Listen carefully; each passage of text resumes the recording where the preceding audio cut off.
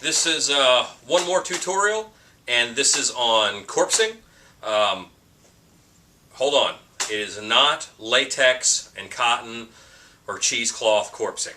This is different, I swear. I am way too lazy for that. So hang on. Don't turn it off just because I said corpsing. This is different, I swear. Patini Enterprise skeletons are plastic and super light, okay?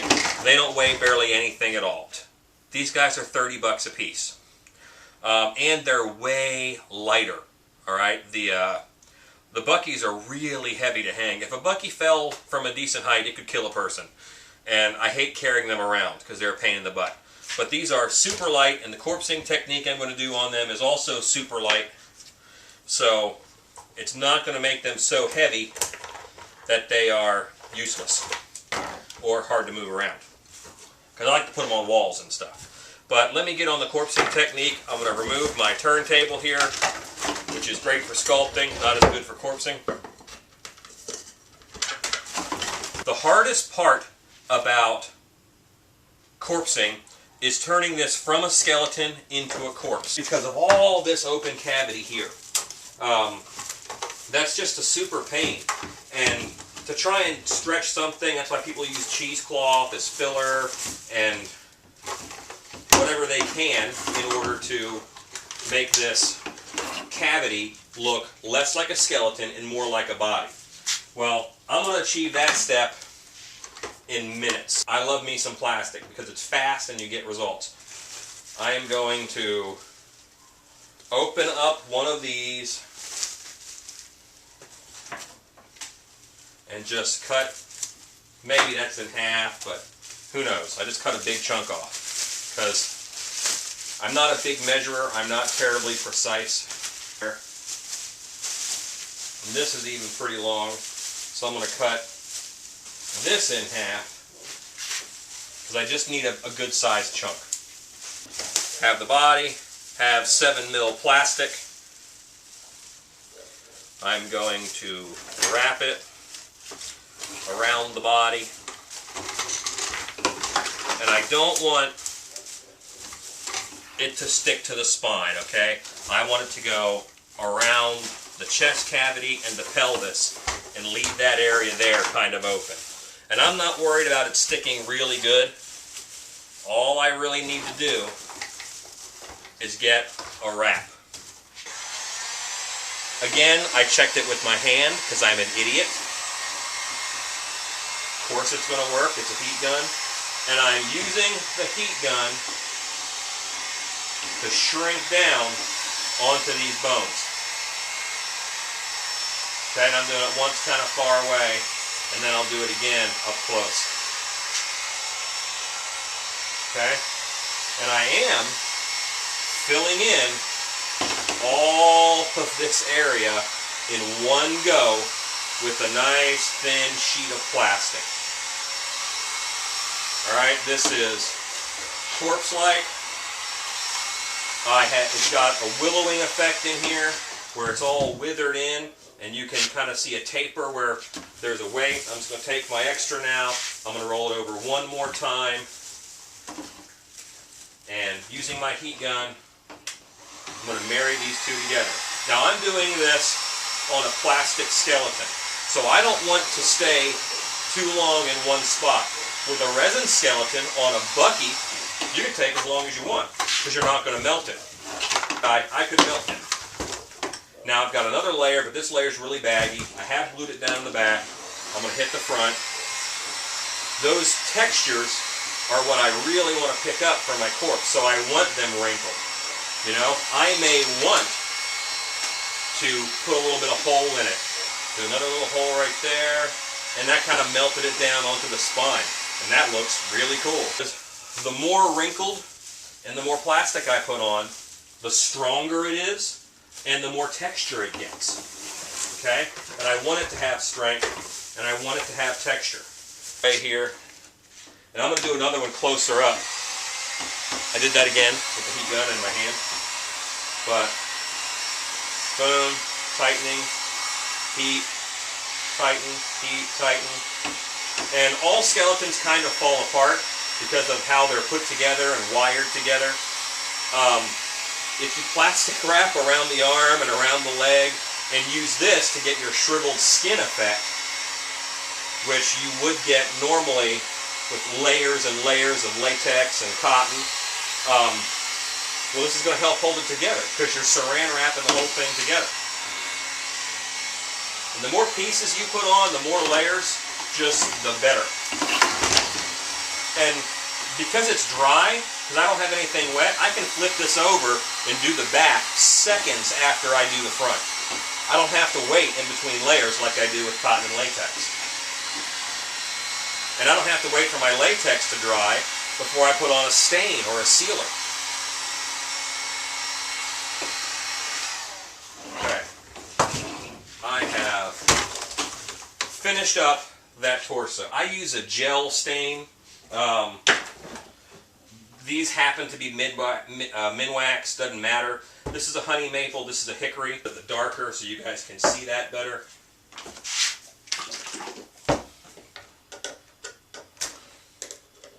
This is the hickory, the darker color. I'm just going to use the same brush. But this obviously is going to give you a little more darkness to it. I've eliminated one of the hard parts of corpsing by filling in all this so quick and so easy. I don't have to worry about painting or trying to corpse up inside the rib cage that people can see. And this guy, if I did him all the way, when I finish him out, he's done. He's a corpse. He's not a skeleton. You know, often corpsing techniques leave you with pretty much a skeleton that has some stuff stuck to it. And this is going to be a much more corpse look. I put on the gel stain, and I'm going to wipe it away. Alright? And that's taking out a lot of the stuff from the high spots and leaving it a bit in the low areas.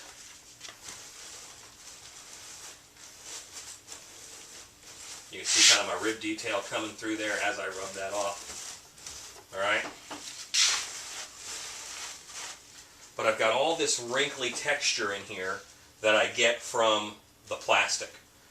If you wanted to, when this dries, you can then go and do whatever you want with latex and cotton, even if you only use it to fill in this part. This is a great technique and a great time saver. Alright, so I'm going to set him aside. There he is. I mean, and you can see him in all of his skinny, skeletal corpse glory. Well, before I move him and set him aside, I'm going to turn on my heat gun again real quick, check it with my hand, of course, which you should never do. And now that the stain is on there, I'm hitting this again.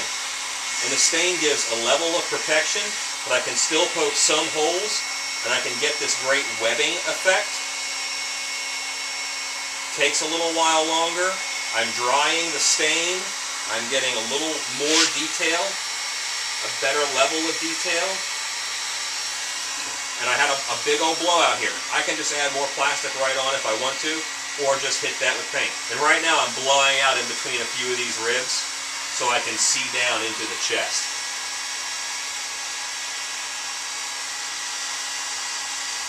Basically I'm heating it up enough to make a bubble, and then I'm just popping that bubble with heat. Alright, I'm going to dry brush it really quick. I'm using yellow. I'm not a genius. Yellow was close.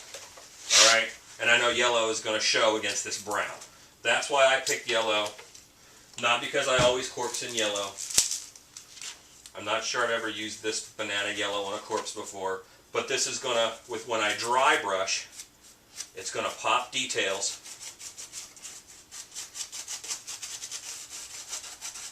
And show you all these fine wrinkles and creases and the bones coming through. You can see all that little detail that the dry brush gave. Okay, but that's a cadaver's chest that's really rotted out as opposed to just a skeleton. because this is filled in. There's flesh here. You know, there's flesh here in between, up in this rib cage. And I can do as many layers of this as I want. I can do a super vibrant paint job and then put on clear plastic over it, like the skin has gone translucent, and then used a real mellow stain over top of that. I could do it pretty much all clear, then do it in airbrush veins over top of this. There's a heavy veining going on. Then do another clear layer over that. Play with it. Don't be afraid. But this is... And it was really fast. Okay? These holes in here, I can now shoot spray paint in or whatever if I want to. But I don't have to corpse back in there because all this is corpsed out right up front. Back here, doesn't matter. Okay. So that is that. I will start with an arm. Here. I need about an arm's worth.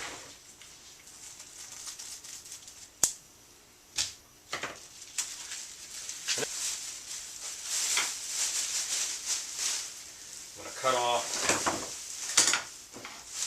about this much to wrap the arm, and that's a little more than an arm's worth in length. I did the arm for the width.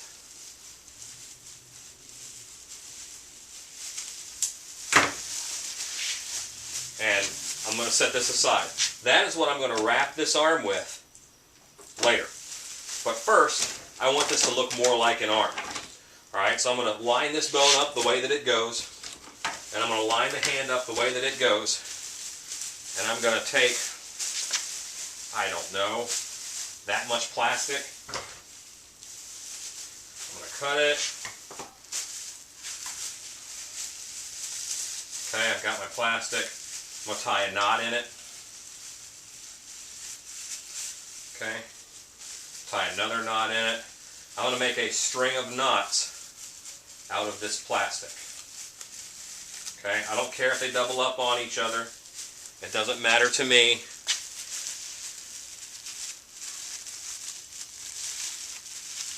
I just want some knots in there. Because these knots are going to become a bicep. Biceps attach up here on the arm. I'm using the heat gun to melt this plastic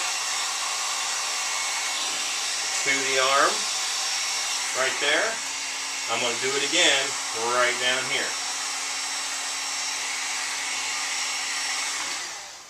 Take a little bit.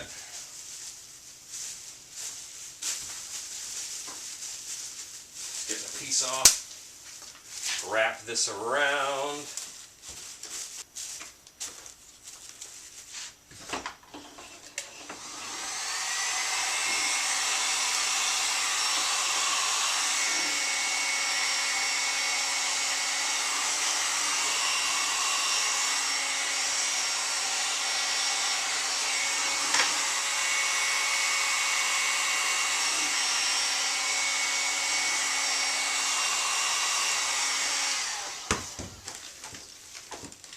And that gives me a bulge of a muscle where I want it.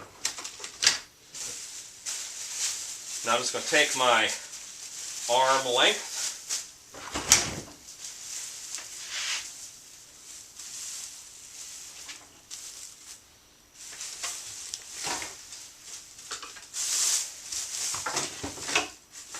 I'm just going to wrap this up. I'm not worried about being terribly tight. It'll tighten.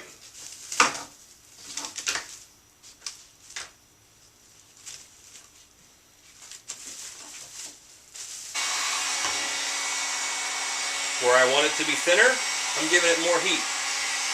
Where I want it to be thicker, maybe not as much heat.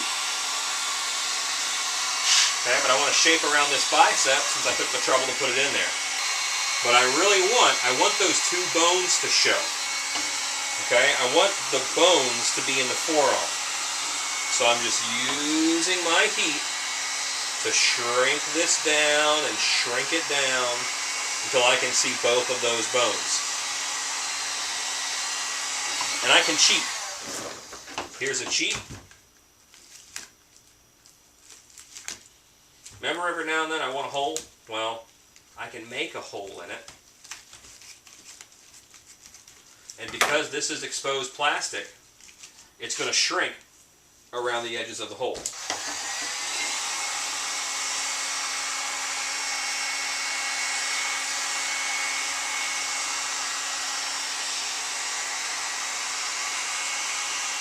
Now I got a great bit of withered flesh where I cut it and exposed bone. See, those two pieces of plastic have just become one.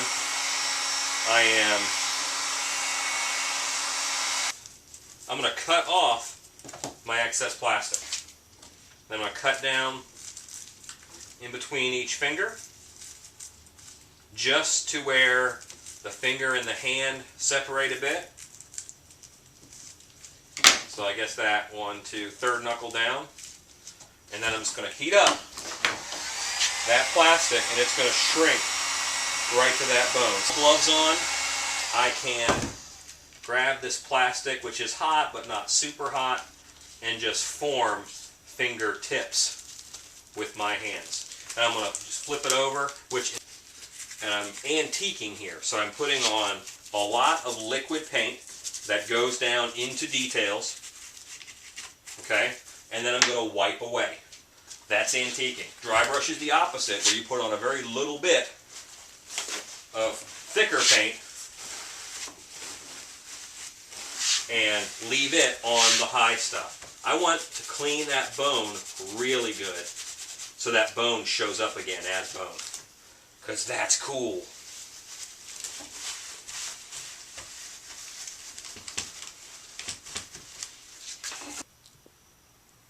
Straight plastic, wrapped it around, wiped it off. Okay. Scanning to give you guys a look at the details that can be achieved with this method.